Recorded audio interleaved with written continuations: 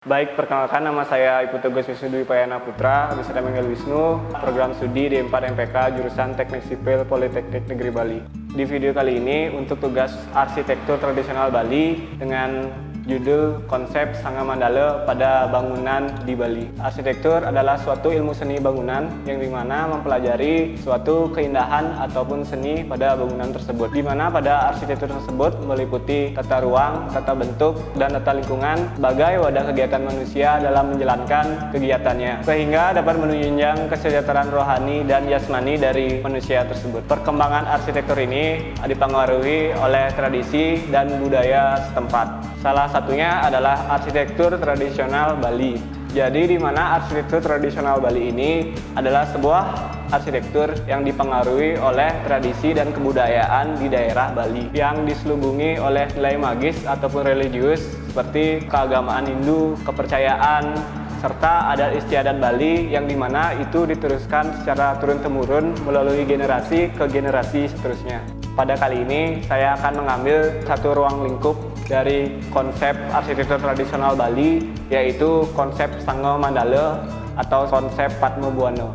Konsep Sangga Mandala merupakan sebuah konsep sonasi di mana nantinya ada 9 sonasi ruang yang dimana ada karena perpaduan antara konsep Trihitakarana dan Triangga, di mana konsep tersebut dipadukan dari terbit dan terbenamnya matahari atau sumbu Kangin Kauh, di mana saat terbitnya matahari atau dari timur atau Kangin mempunyai nilai utama, sedangkan tengah-tengah mempunyai nilai madya, sedangkan pada saat matahari terbenam ataupun barat atau Kauh mempunyai nilai nista. Dan konsep tersebut dikombinasikan dengan konsep Kaja Kelot, yaitu adalah sebuah konsep yang ada dari makro bumi, di mana arah kaja atau gunung itu di utara bernilaikan utama dan di tengah-tengahnya bernilaikan madya, serta kelot atau ke laut dinilaikan nista. Dari dua konsepsi tadi kita akan iriskan sehingga kita bisa melihat terdapat 9 pola kotak ruang pada perpaduan dua konsepsi tadi. Jadi di setiap sonasi 9 tadi terdapat fungsi dan nilainya masing-masing.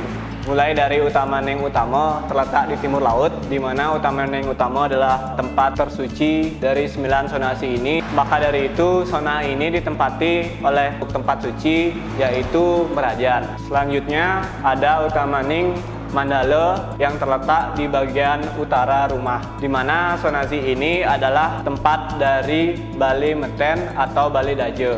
Fungsi dari Balai Meten atau Balai Daja ini digunakan untuk tempat tidur orang tertua atau kepala keluarga di sebelah kiri, dan di sebelah kanan untuk ruang suci atau tempat menyimpan alat-alat upacara.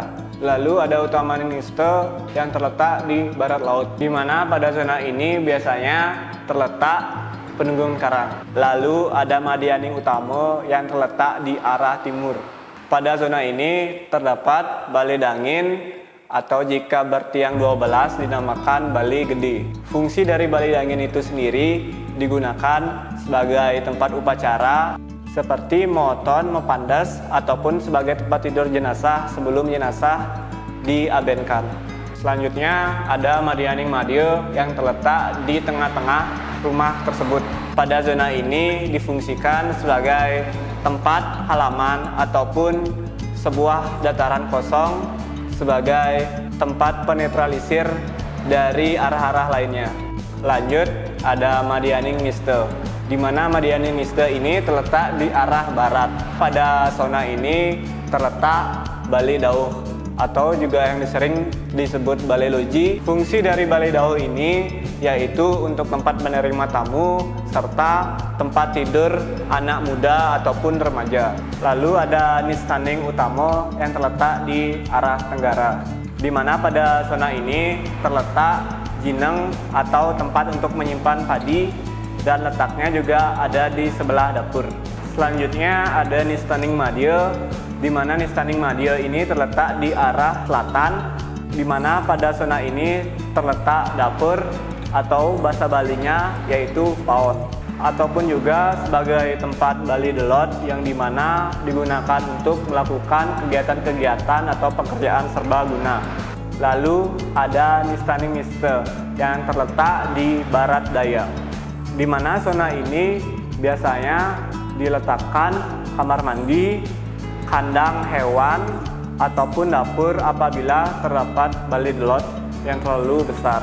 Dan biasanya pada bangunan Sangga Mandala ini terdapat angkul-angkul dan aling-aling, di mana angkul-angkul ini merupakan sebuah pintu masuk atau biasa disebut dengan gapura, tetapi memiliki atap, dan setelahnya ada bangunan aling-aling yang dimana membatasi antara pekarangan rumah dengan bangunan angkul-angkul atau pintu masuk tersebut, di mana pada bangunan aling-aling tersebut dipercaya untuk menghalau sifat-sifat negatif dari pintu masuk serta menyerap sifat-sifat positif akibat adanya dinding penghalang atau penyengker.